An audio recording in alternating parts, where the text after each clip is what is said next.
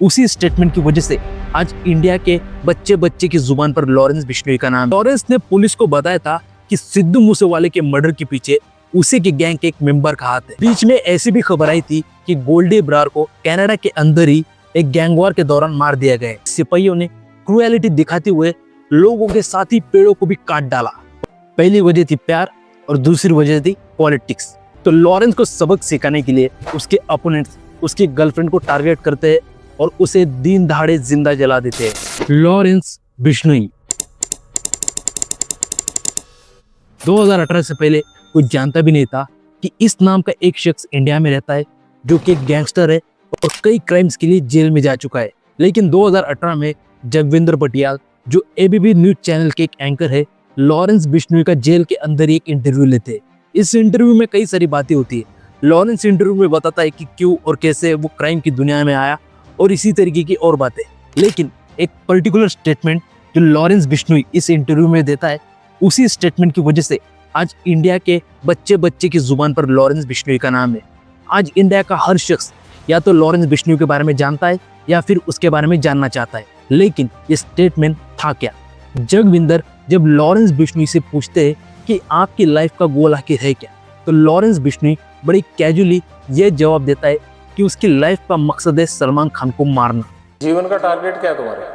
लक्ष्य तो सर सलमान खान मारना जी, और कोई लक्ष्य नहीं है। अब लॉरेंस बिश्नोई का ये स्टेटमेंट सोशल मीडिया पर वायरल हो जाता है और लॉरेंस बिश्नोई को पब्लिक का बहुत ही ज्यादा अटेंशन मिलता है और इससे लॉरेंस बिश्नोई को अपनी क्राइम मार्केटिंग करने का एक बहुत ही सीधा और आसान तरीका समझ में आ जाता है। इसी इंटरव्यू में लॉरेंस अपनी गैंग के बारे में भी बताता है कि उसके गैंग में आखिर कितने लोग हैं और कौन कौन है। लॉरेंस बिश्नोई की गैंग का डायरेक्ट कनेक्शन आगे हमारी कहानी से जुड़ने वाला है, थोड़ा वेट करो।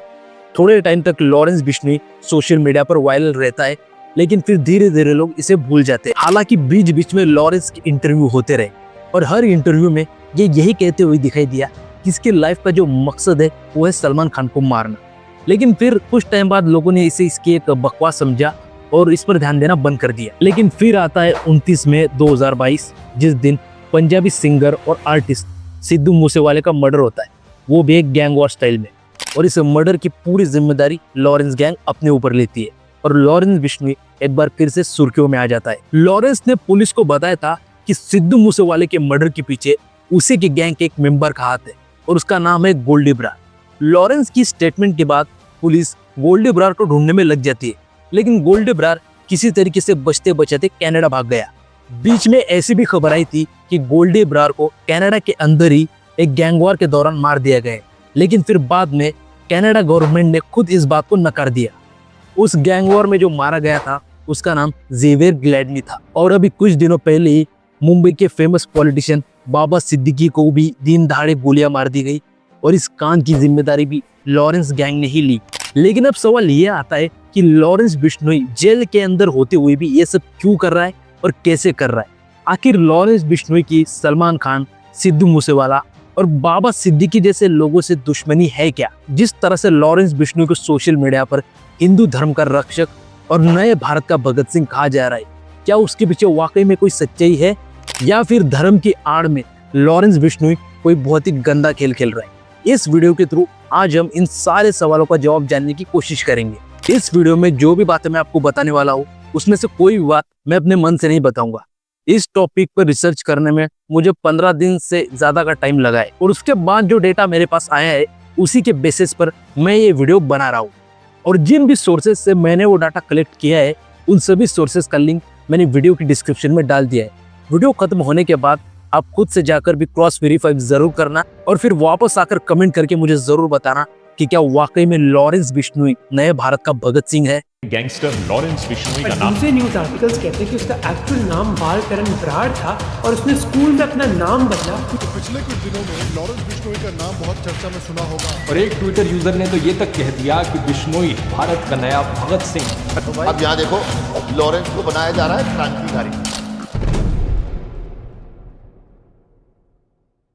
दोस्तों, लॉरेंस बिश्नोई के कैरेक्टर को डिकोड करने के लिए हमें बिश्नोई समाज के बारे में थोड़ी बहुत बेसिक जानकारी होनी चाहिए। बिश्नोई समाज की स्थापना महाराज जामजी ने 1485 एडी में मारवाड़ जोधपुर में की थी।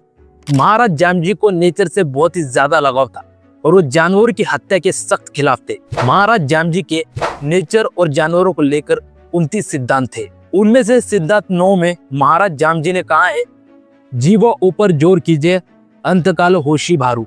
इसका मतलब है कि जो कोई भी जानवरों पर अत्याचार करेगा उसका अंत अच्छा नहीं होगा।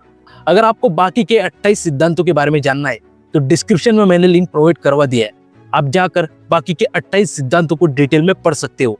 1730 की बात है, जोधपुर के महाराज अपने लिए एक पैलेस बनाना चाहते थे, तो उसके लिए उन्होंने अपने सिपाहियों को एक गांव में भेजा जिसका नाम था खींचदिली। सिपाहियों को उन्होंने ये ऑर्डर दिया था कि उस गांव के जंगल में जाए और जंगल के पेड़ों को काटकर पैलेस के लिए लकड़ियां लेकर आए। लेकिन महाराज ये भूल गए थे कि इसी गांव में बिश्नोई समाज के लोग रहते थे।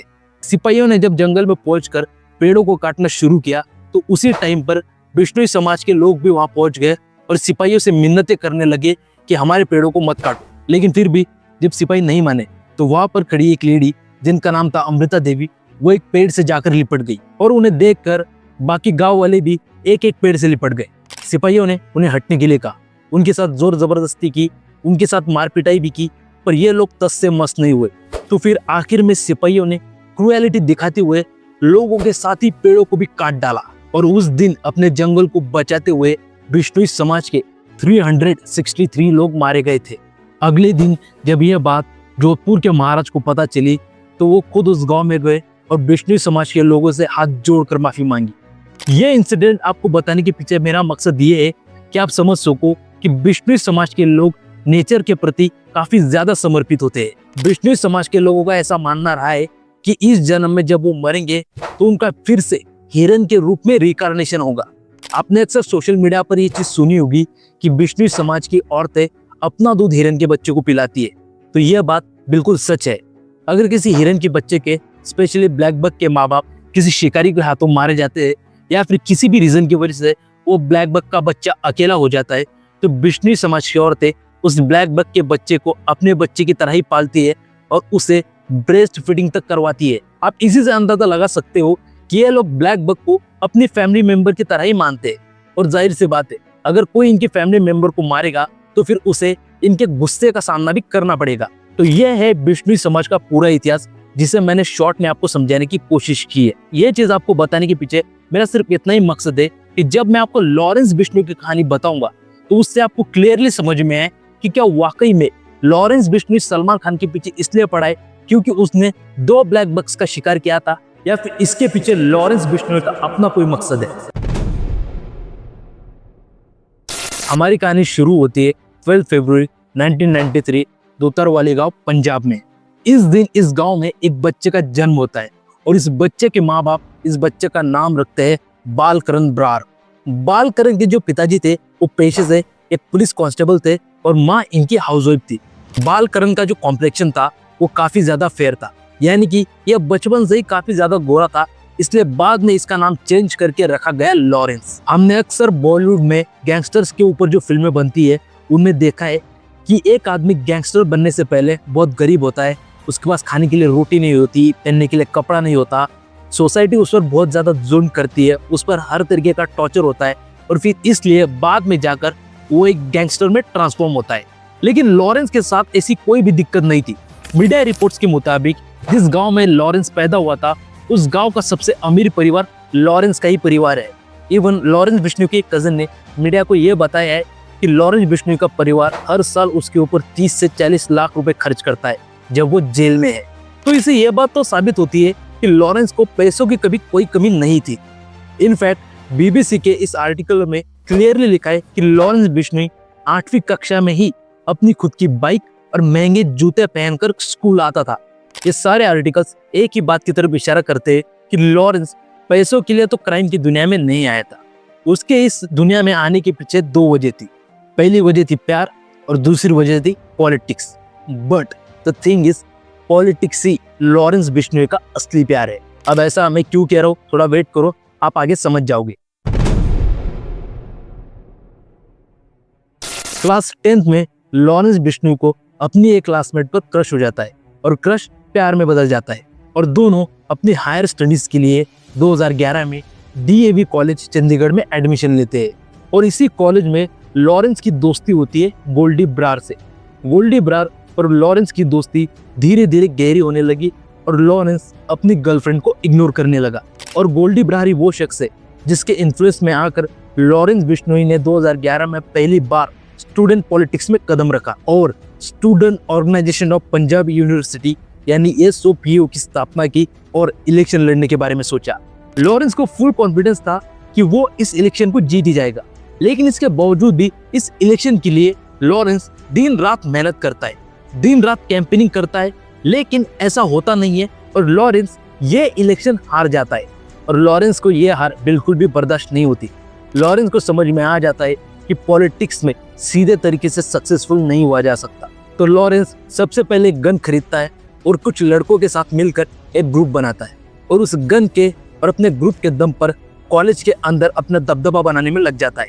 और इलेक्शन हारने का जो गुस्सा उसके अंदर था, उस चक्कर में वो अपने अपोनेंट्स पर भी उसी गन से फायरिंग करता है और उन्हें भी डराने और धमकाने लगता है।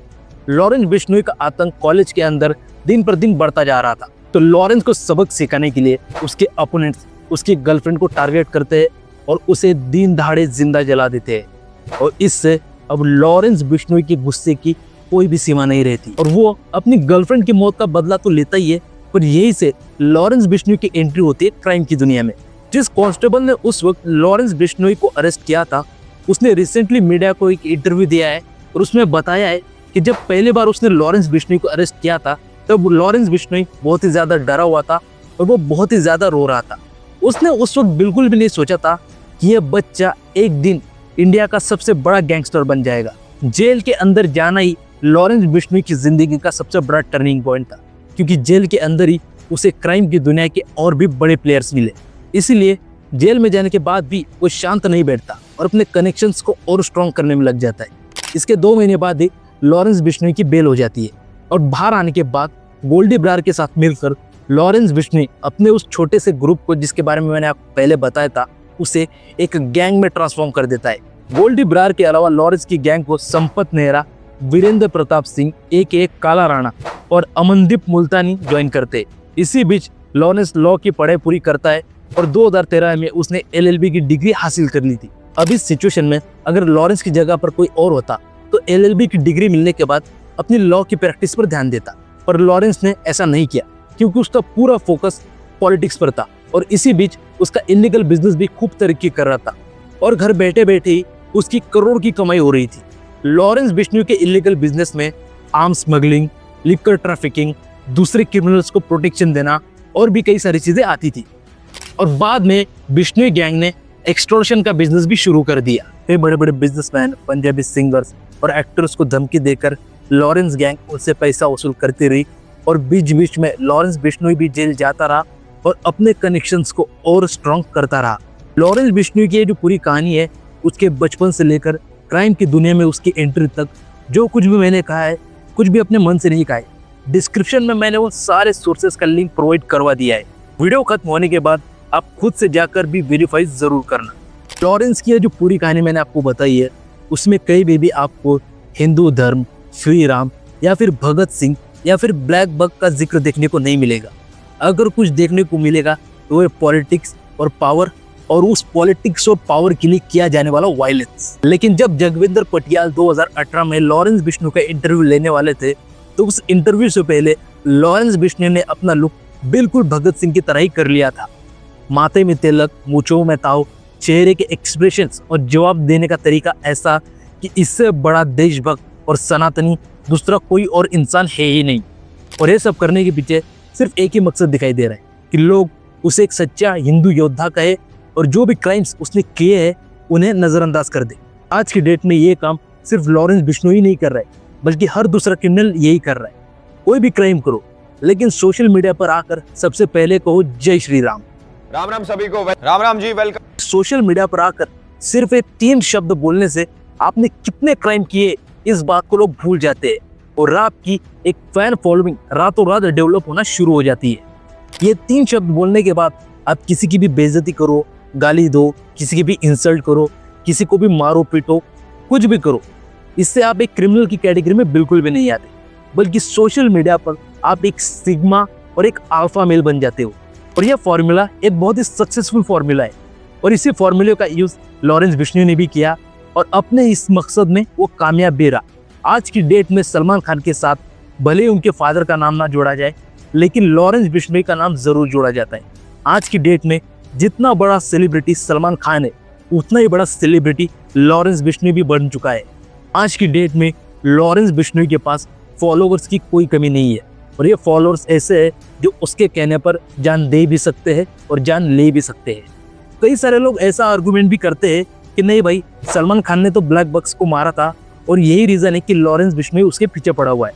तो आपकी ये गलतफहमी भी दूर किए देता हूँ। जिस वक्त सलमान खान के ऊपर ये ब्लैक बक का केस हुआ था, उस वक्त लॉरेंस बिश्नोई सिर्फ 4 साल का था और तब से लेकर आज तक ना जाने कितने ही ब्लैक बक्स का शिकार हो चुका होगा। क्या सलमान खान वो आखिरी इंसान था जिसने ब्लैक बक का शिकार किया था? नहीं ना, सलमान खान के बाद ना जाने कितने ही लोग आए जिन्होंने तब से लेकर अब तक ना जाने कितने ही ब्लैक बक्स को मार दिया होगा, लेकिन लॉरेंस बिश्नोई ने उन्हें कुछ नहीं कहा। कॉलेज के टाइम पर भी इसने ब्लैक बक्स के हंटिंग के ऊपर कोई आवाज नहीं उठाई। सलमान खान को भी इसने इसलिए टारगेट किया है क्योंकि सलमान खान के थ्रू ये अपनी क्राइम मार्केटिंग करना चाहता है। अगर इसे वाकई में ब्लैक बक्स की परवाह होती और बिश्नोई भाइयों की तरह, तो ये भी अनिल बिश्नोई के रास्ते पर चलता। अनिल बिश्नोई जिन्होंने अपनी पूरी जिंदगी में अब तक 300 से ज्यादा शिकारियों को रंगे हाथों पकड़वाया है और 10,000 से भी ज्यादा ब्लैक बक्स और चिंकारास की जान बचाई है और इसीलिए इन्हें राजस्थान की सरकार ने Amrita Devi environmental protection award से भी सम्मानित किया है और इनकी बात ध्रुव राठी ने भी अपने इस वीडियो में की थी। अगर आपको इनके बारे में डिटेल में जानना है तो आप ध्रुव राठी का ये वीडियो देख सकते हो, लिंक मैंने डिस्क्रिप्शन में दे दिया है। अब तक जो भी बातें मैंने आपको बताई है, उनसे आपको लॉरेंस बिश्नोई का कैरेक्टर समझ में आ चुका होगा।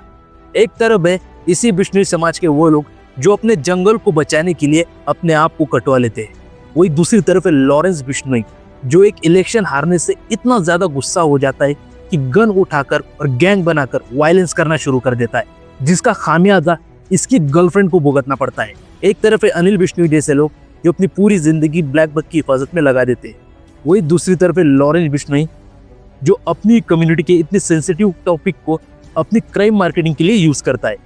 वैसे तो लॉरेंस बिश्नोई खुद को प्रो खालिस्तानी कहता है, लेकिन मीडिया रिपोर्ट्स का ऐसा भी कहना है कि इसी खालिस्तान से लॉरेंस बिश्नोई इलीगल वेपन्स भी खरीदता है।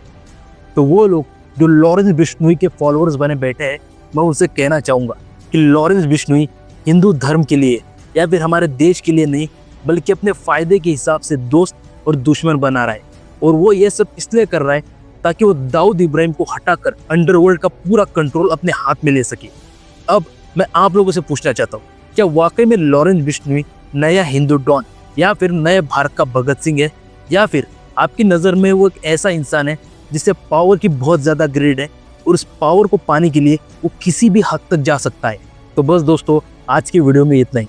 अगर इस वीडियो के थ्रू मैं आपको कुछ सिखा पाया, कुछ समझा पाया, तो इस वीडियो को एक लाइक करके चैनल को सब्सक्राइब जरूर कर देना और इस वीडियो को अपने किसी एक दोस्त के साथ जरूर शेयर करना। मैं मिलूंगा आपसे ऐसे एक इम्पैक्टफुल वीडियो के साथ। तब तक के लिए स्टे सेफ। जय हिंद।